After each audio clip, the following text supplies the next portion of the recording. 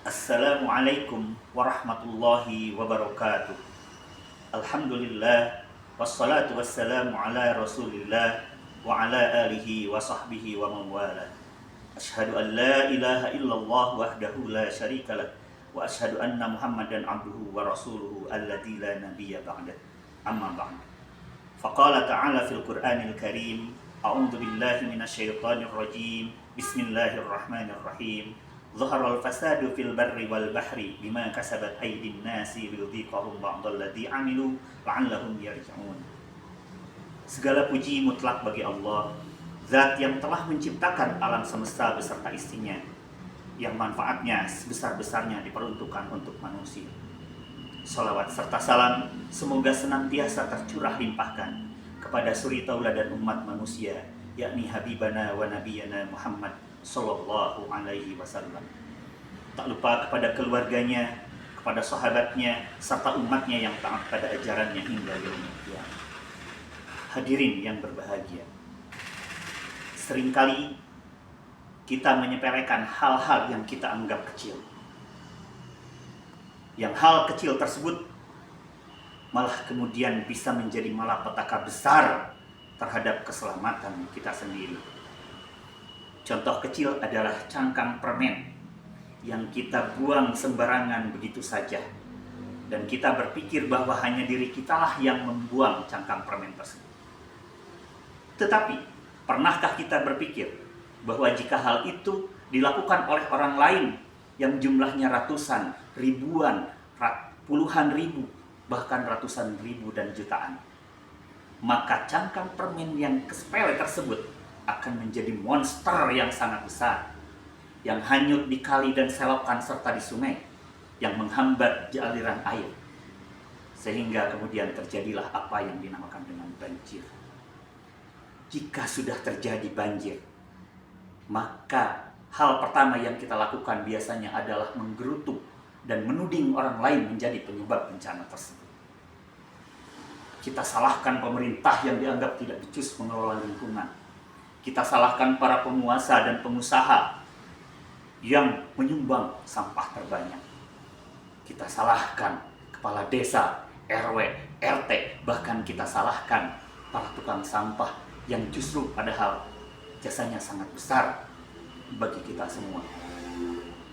Bahkan yang tidak lebih logis lagi adalah kita menyalahkan faktor alam. Kita salahkan curah hujan yang tinggi, kita salahkan perubahan musim.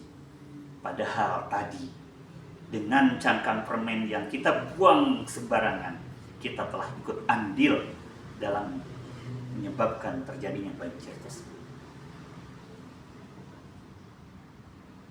Sudah selayaknya kita introspeksi. Sejauh mana kita telah berbuat zalim terhadap lingkungan. Sebagaimana firman Allah dalam Al-Quran surat Ar-Rum ayat 41. Zaharal fasadu fil barri wal bahri bima kasabat aydin nas liyudhiqahum ba'dalladzi 'amilu la'allahum yarji'un. Telah nampak kerusakan di darat dan di laut sebagai akibat dari tangan-tangan manusia, sehingga Allah mengingatkan agar kita dapat kembali ke jalan yang benar. Layak kita mengintrospeksi. Sudah benarkah keimanan kita? Sudah benarkah ibadah-ibadah kita? Sudah benarkah sholat kita?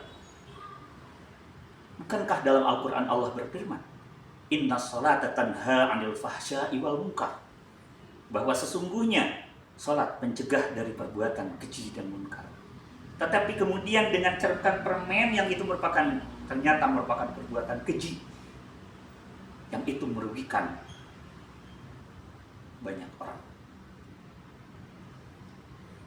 Fenomena yang kedua adalah kita seringkali terlena ketika bencana tidak terjadi. Kita tidur dengan nyenyak, kita anggap hal-hal tersebut biasa saja.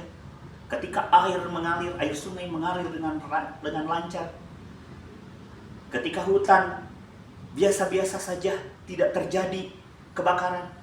Ketika tanah tidak terjadi longsor, kita anggap hal tersebut hal yang wajar. Kita lupakan jasa para petani yang menanam pohon di pinggiran hutan sana. Kita anggap itu tidak seberapa. Kita lupakan pula, kita cemooh orang-orang yang mengais sampah di sungai agar sampah tidak menghambat aliran sungai. Padahal jika kita kembalikan ke dalam prinsip Islam bahwa ibadah yang paling baik adalah ibadah yang didasari dengan keikhlasan, yang artinya mungkin tidak mengharapkan pujian dari orang lain, yang semata-mata hanya karena Allah menanam pohon, hanya karena Allah mereka mengangkat sampah tersebut. Maka ibadah itu adalah ibadah yang saya kira nilainya sangat tinggi di hadapan Allah. Kita juga kembalikan ke dalam prinsip bahwa manusia yang terbaik adalah manusia yang paling bermanfaat bagi sesamanya. Khairun nas anfa'uhum linnas. Bagaimana apa yang mereka lakukan kemudian berakibat sangat-sangat bermanfaat bagi lingkungan dan bagi keseluruhan umat manusia.